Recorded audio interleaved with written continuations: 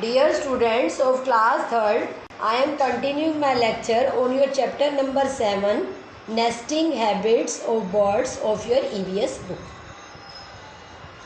In the last lectures, I told you about the nest of the different birds and how they care about their young ones. ठीक है, वो घोंसले बनाते हैं, nest बनाते हैं, नेस्ट के अंदर एग ले करते हैं और एग ले करने के बाद वो जो बर्ड्स में से उनके बेबी बर्ड्स निकलते हैं, उन एग्स में से जो बेबी बर्ड्स निकलते हैं उनकी वो कैसे केयर करते हैं. ठीक है, ये सब हम लास्ट लेक्चर में पढ़ चुके हैं. देखो, जब मैं आपको मैंने एक लेक्चर बताया दिया, दूसरा लेक्चर दिया. अब मैं जैसे आपको इसी चैप्टर का 3rd या 4th लेक्चर दे रही हूँ बेटा, तो आप क्या करोगे, आपने इस लेक्चर को सुनना है और कनेक्टिविटी बनाने के लिए पीछे वाले लेक्चर्स को एक बार फिर सुनना है.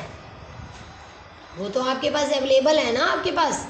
तो आपने पहला सुना, फिर दूसरा सुना, फिर तीसरा सुना. आज जैसे मैं चौथा लेक्चर दे रही हूँ तो चौथा सुना, एक बार तो पहले सुना.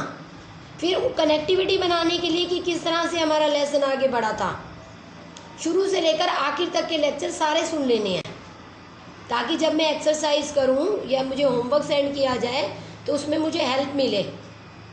और बच्चे की एफिशिएंसी पे डिपेंड करता है, कैपेबिलिटी पे डिपेंड करता है कि किस बच्चे को कितनी देर में समझ आता है. हो सकता है सारे लेक्चर आपको एक बार पे भी इकट्ठे सुनने पे समझ ना आए, कि चलो एक बार फिर सुन लेता हूँ या सुन लेती हूँ. तो ये आपके ऊपर डिपेंड करता है बेटा. आप जितने अच्छे से प्रिपेयर करोगे, रिटर्न प्रैक्टिस करोगे, जितना ध्यान से लेक्चर को कंसंट्रेशन से सुनोगे, उतनी आपको हेल्प मिलेगी. बुक से रीडिंग करोगे उतनी एक्सरसाइज में कम ढूंढना पड़ेगा बुक के बीच में से, क्योंकि लेक्चर जितने अच्छे से समझ आए होंगे अपने आप ही ओरली आंसर मिल जाएंगे. ठीक है, नहीं तो घंटा घंटा ढूंढते रहना कि कहाँ आंसर लिखा हुआ है मेरा. तो आपके ऊपर डिपेंड करता है बेटा आप कितने अच्छे से प्रिपेयर करते हो. और अगर कोई प्रॉब्लम आती है तो बार बार बोला जाता है कि व्हाट्सएप पे सेंड करो. ओके, चलो अब मैं स्टार्ट कर रही हूँ आपका. Great traveller. Birds are great travellers. They fly from one place to other, searching for better and more suitable condition. This journey is called migration. देखो, सबसे पहले आपको माइग्रेशन की डिफाइन दी हुई है कि बर्ड्स जो होते हैं वो एक जगह से दूसरी जगह फ्लाई करते रहते हैं ताकि उन्हें और अच्छी सूटेबल कंडीशन मिल सके. सूटेबल कंडीशन किस हिसाब से मिल सके, ठीक है, अभी आपको वो भी बताते हैं. तो ये आपकी माइग्रेशन की डिफाइन है कि movement of the birds from one place to other searching for better and more suitable condition is known as migration.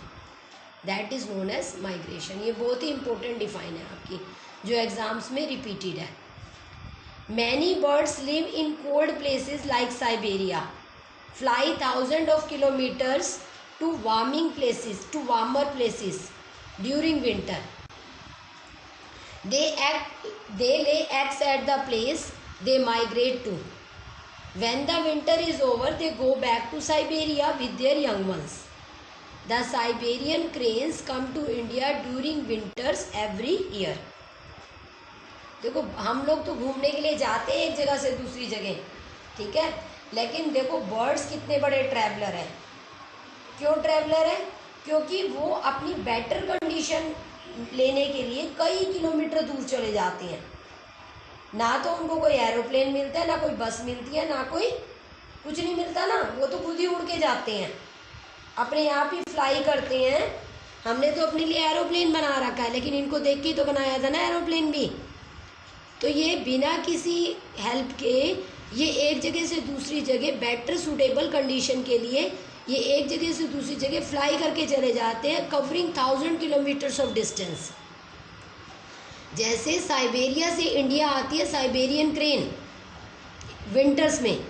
जब साइबेरिया में सीवियर विंटर होती है, बहुत स्ट्रॉन्ग विंटर होती है और उन्हें एग ले करने होते हैं, अंडे देने होते हैं, तो वो क्या करते हैं, साइबेरिया से इंडिया आते हैं अपने एग ले करने के लिए.